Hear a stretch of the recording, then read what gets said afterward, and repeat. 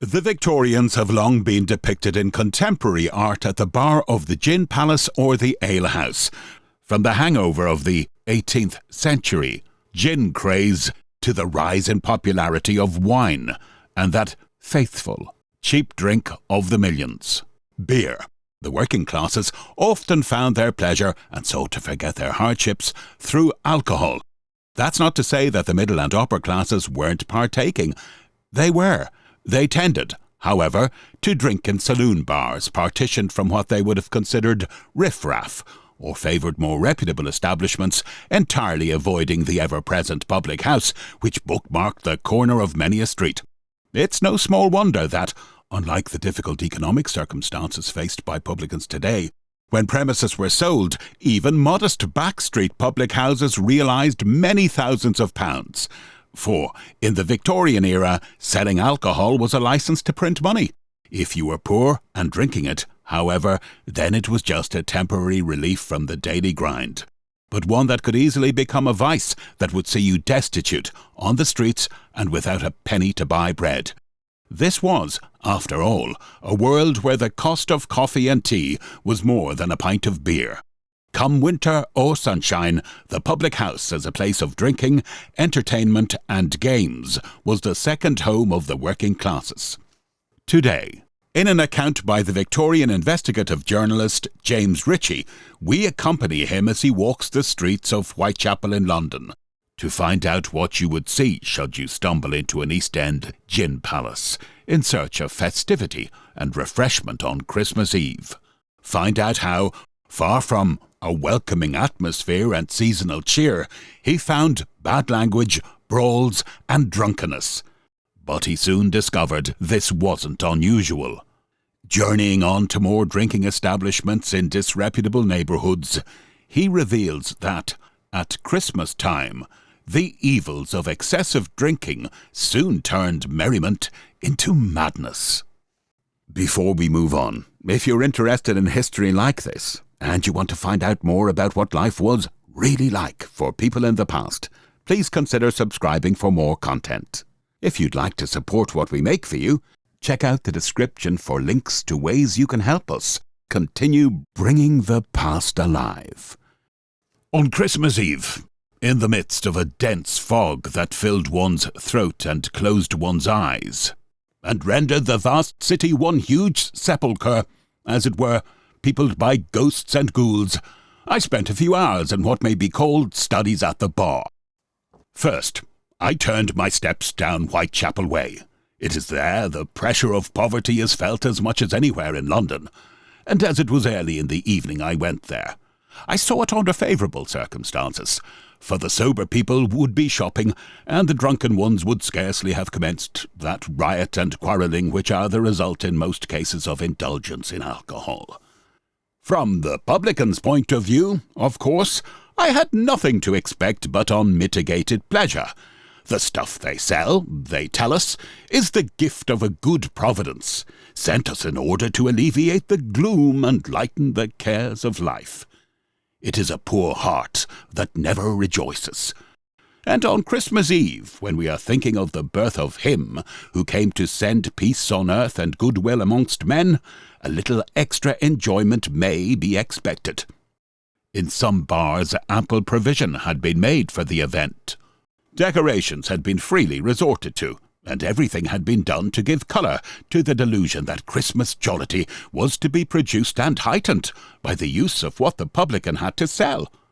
Almost the first glimpse I got of the consequences of adherence to this doctrine was at a corner house in Whitechapel, before I got as far as the church, where from the side door of a gin palace rushed out a little dirty woman with a pot of beer in her hand, followed by a taller one, who, catching hold of her, began to hit her. On this the attacked woman took a savage grip of the front hair of her opponent, who began to scream, "Murder!" with might and main. A crowd was formed immediately, in the expectation of that favourite entertainment of a certain section of the British public, a free fight between two tipsy women. But, alas, they were too far gone to fight, and, after a good deal of bad language, The woman with the porter pursued her victorious way, while the other, almost too drunk to stand, returned to the bar to rejoin the dirty group she had left, and to be served again, contrary, as I understand, to the law of the land, with a liquor of which she had already had more than enough. In that compartment everything was dirty, the women at the bar and the man behind it, nor was there a spark of good feeling or happiness in the group. There they were, the wives and mothers of the people, all equally besotted, all equally wretched. Oh, heavens, what a sight! And this reminds me of what I saw at a bar in the Gray's Inn Road, in one of the largest of the many houses opened for refreshment, as it is called. In one compartment there were some 30 or 40 wretched, dirty, ragged people, mostly women. One of them was in a state of elevation, and was dancing to a set who were evidently too far gone to appreciate her performance. With tipsy gravity, however, she continued her self-appointed task. Oh, poor thing, I thought. You are gay and hilarious now. Tomorrow you will lie shivering in the cold, possibly crying for a morsel of bread. You have a garret to sleep in, and nothing to look forward to but the hospital or the workhouse. Heaven wills it, says the pietist. In the mad debauchery I saw in that bar, I am sure there must have been spent money that would have given the wretched topers happier homes, better dinners, and a future far happier than that which I saw hanging over them. In Chancery Lane I came on several illustrations of the joyous conviviality of the season. One poor fellow just before me came down with a tremendous crash. Another nearly ran me down as he steered his difficult way along the slippery street and through the gloomy fog. Another merry old soul had given up all attempt to find his way home, and had seated himself on a doorstep, planted his hat on one side of his head, put his hands in his pockets to keep them warm, and there, asleep, with a short pipe in his mouth, and his legs stretched out, looked as mournful and seedy an object as anyone could desire to contemplate. He had evidently been having a pleasant evening with his companions over a social glass, merely keeping up good old English customs, wishing himself and everyone he knew a Merry Christmas and a Happy New Year.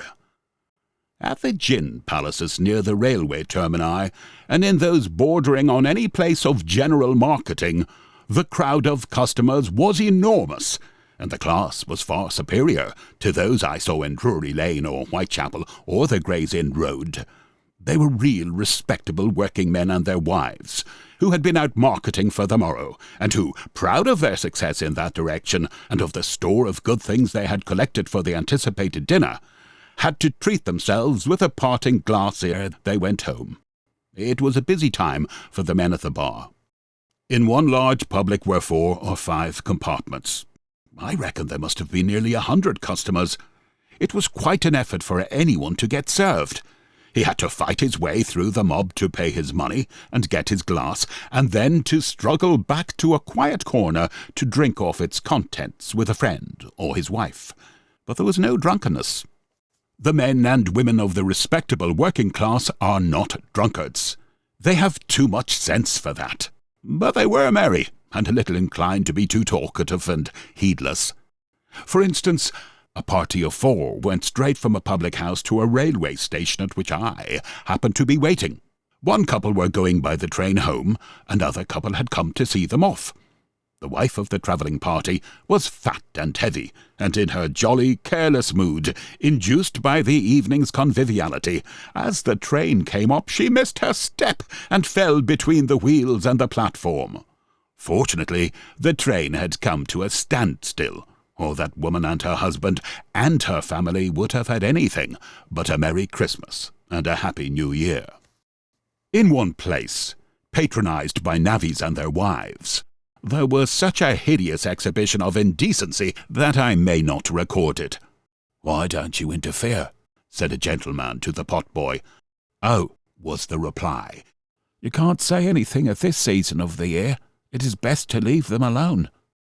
In such low neighbourhoods as Drury Street, it seemed to me that the men preponderated. Indeed, at many places they were the only customers. One could not much wonder to find them in such places. Either they live in the low lodging-houses close by, where they pay 4pence a night for a bed, or they have a room for themselves and families in the neighbourhood. In neither case is there much peace for them in what they call their home. They are best out of doors, and then comes the attraction of the public house, and on Christmas Eve, in the dull raw fog, almost the only bright spot visible was the gleam of its gaudy splendour, and as a natural consequence bars were pretty well filled. They always are in poor neighbourhoods of a night, and especially such as have a corner situation. It is always good times with the proprietors of such places, even if trade be bad and men are out of work, and little children cry for bread and old people die of starvation and want. A corner public house is never driven into the bankruptcy court. But let me change the scene. These low neighbourhoods are really disgusting to people of cultivated minds and refined tastes. I am standing in a wonderfully beautiful hall. On one side is a long counter filled with decanters and wine-glasses. Behind these are some lively young ladies, fashionably dressed, and with hair elaborately arranged. The customers are chiefly young men, whom Albert Smith would have described as gents. This reference is, perhaps, to an early Victorian English author whose writings included a piece titled The Gent. They mostly patronize what they call bitter beer, and they are wise in doing so, as young men rarely can afford wine, and bitter beer is not so likely to affect the few brains they happen to have about them. Of course, a good deal of wine is drunk, and there is a great demand for grog, but beer is the prevailing beverage. And as to tea and coffee and such things, they are unfairly handicapped, as the woman at the bar charges me 6pence for a small cup of coffee, while the gent by my side pays but 2pence for his beer. Nor can I say that he pays too much, as he has the opportunity thus afforded to him of talking to a young lady who has no refuge from his impertinence, and who is bound to be civil unless the cad is notoriously offensive, as her trade is to sell liquor, and the more he talks, the more he drinks. But the mischief does not end here. Many a married man fancies it is fun to loll over the counter and spoon with the girls behind. He has more cash than the gent, and spends more. If he is not a rich man, he would pass himself off as such. He drinks more than is good for him. He makes the young ladies presents. He talks to them in a sentimental strain. And it may be he has a wife and family at home who are in need of almost the necessaries of life. In many cases the end of all this is wretchedness at home and loss of character and means of subsistence. If he is in a house of business, he lives beyond his income, and embezzlement is the result. If he is in business on his own account, his end is bankruptcy. At any rate, his health is not benefited by his indulgence at the bar, and to most men who have to earn their daily bread, loss of health is loss of employment and poverty, more or less enduring and grinding and complete. What the gin shop is to the working man, the restaurant and the refreshment bar are to the middle classes of society. There is no disgrace in dropping in there, and so the young man learns to become a sot. Planted as they are at all the railway termini, they are an ever-present danger. They are fitted up in a costly style, and the young ladies are expected to be as amiable and good-looking as possible. And thus, when a young man has a few minutes to spare at a railway terminus, naturally he makes his way to the refreshment bar. Dartmoor was full, writes the author of Convict Life, with the men whom drink had led into crime. From the mean wretch who pawned his wife's boots for 9pence, which he spent in the gin shop, to the young man from the city who became enamoured with one of the painted and powdered decoy ducks who are on exhibition at the premises of a notorious publican within a mile of Regent Circus. At first he spent a shilling or two nightly, but he quickly found that the road to favour was a bottle of Moet, of which his inamorata and her painted sisters partook very freely. The acquaintance soon ripened under the influence of champagne till he robbed his employer, and was sent to Dartmoor. He told me himself, writes our author, that from the time he first went to that tavern he never went to bed perfectly sober, and that all his follies were committed under the influence of champagne. Another case he mentions was even worse. At the time of his conviction, the young man of whom he writes was on the eve of passing an examination for one of the learned professions.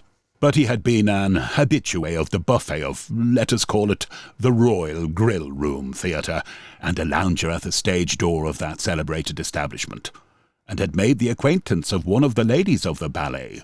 Under the influence of champagne, he also soon came to grief. "In the name of God," says the writer to young men in London, "turn up taverns." But what is to be done? The publican, whether he keeps a gin palace or a refreshment bar, must push his trade. The total number of public houses, beer shops, and wine houses in the metropolitan parliamentary boroughs is 8,973, or one to each 333 persons. This is bad, but Newcastle-on-Tyne is worse, having one public house to 160 inhabitants, and Manchester has one to every 164 inhabitants. The amount paid in licence fees by publicans in the metropolitan district last year amounted to £108,316, the total for the kingdom being £1,133,212. But great as is the number of these places, the trade flourishes. A licensed house in one of the finest parts of London, Bethnal Green, lately sold for upwards of £22,000. Another, a third or fourth-rate house in North London, sold for £18,000. Other licensed houses sell for £30,000, £40,000, £50,000, and even more. As to the refreshment bars, it lately came out in evidence that a partner in one of the firms most connected with them stated his income to be £40,000 a year. It is said one firm, whose business is chiefly devoted to refreshment bars, pays its wine merchants as much as £1,000 a week.